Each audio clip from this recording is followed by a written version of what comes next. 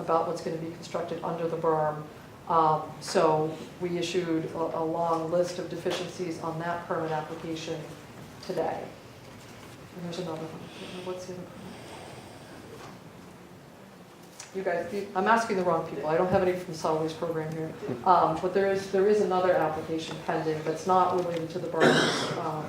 That's not a construction permit. I'm sorry, I just can't remember what it is. Does the berms, part of the deficiency, would you remember whether or not it had anything to do with monitoring wells though?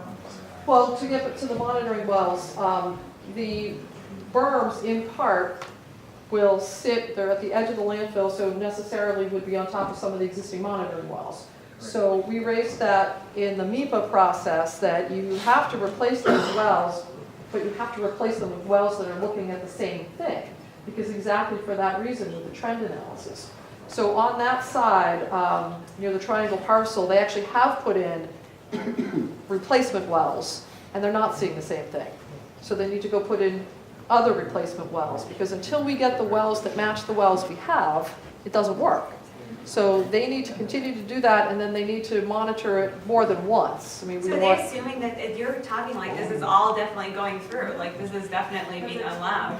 The part of the landfill that's already site assigned does have a construction permit pending, because it doesn't have to wait for site assignment. Right. It seems as though Casella is operating, since they're moving the flues and to get rid of the methane and stuff. It seems like they're moving ahead as though they think this is a done deal.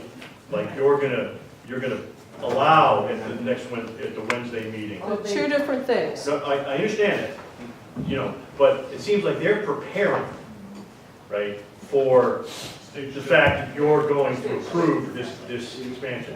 But the other thing is, and I think it's very important, because other people in the room may not have picked up on it, but it seems like every time you talk about them applying for something, there are engineering deficiencies. And I come from a completely different engineering field, but customers don't kick back my designs, okay? It seems like you guys don't like any engineering plan they ever send you. To be honest, we don't like anybody's engineering plans that we ever. We issue technical deficiencies all the time, so I'm not saying that theirs is more deficient than anyone else's. That's something, we go through these things with a fine-tooth comb. We always find problems, but that's what we get paid to do. So we have found many problems, and we need them corrected before we can issue that construction permit. I think you're right in that their motivation for moving the equipment from off the triangle parcel is because eventually they hope to be able to expand there. But we think that that equipment should be moved anyway, completely separate from the expansion. It doesn't belong where it is. So it's getting moved to a better place.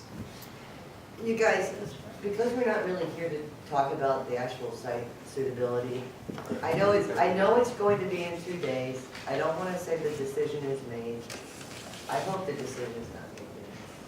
But the point is that we have well issues. We need to take one thing at a time.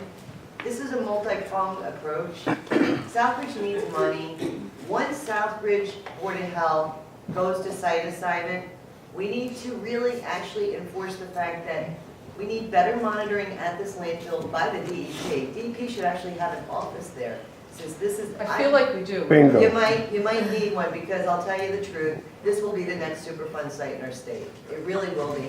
They don't have the money.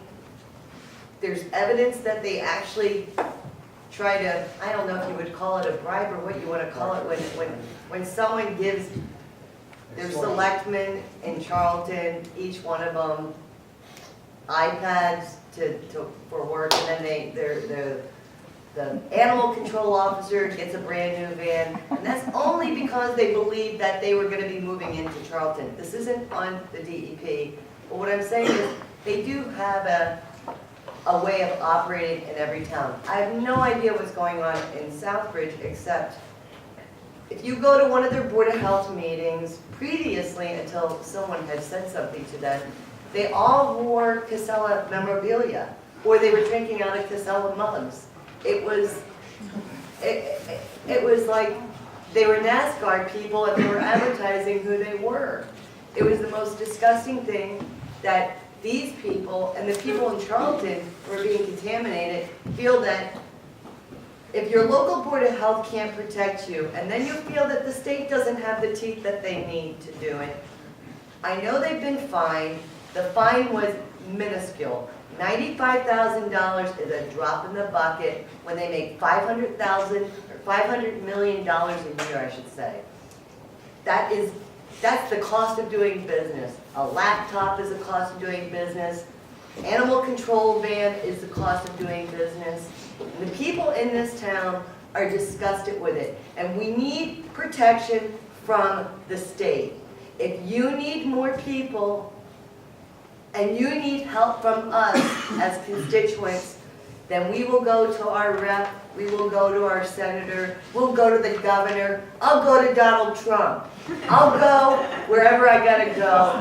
If you go and you hold a sign up in front of Trump Tower, everybody wants to take your picture, we'll be on the front page.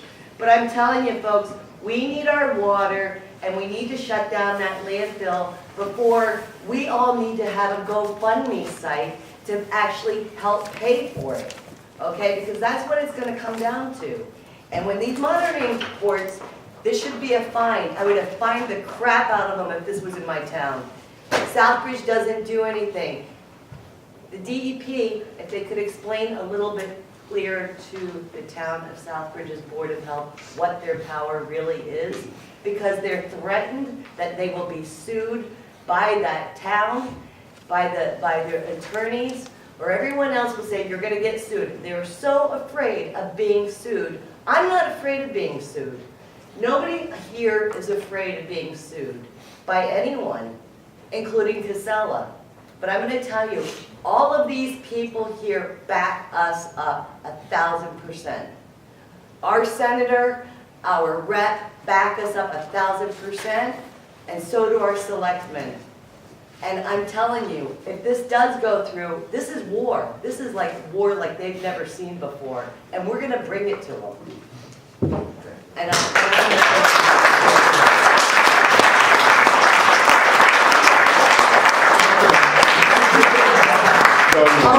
finish you up because I'm afraid. It's very short, very short. The Board of Health is really in charge with the health and safety of our residents. And I just cannot see how any possible source of contamination can be allowed to expand. It just doesn't make any sense at all. That's my last thing. Thank you. Thank you, thank you, and I'd like you, I really do appreciate the fact that you guys did come out here, I'm sure it does. Thank you, Senator Noe, thank you, Representative Casella, and thank you to the selectmen that were here.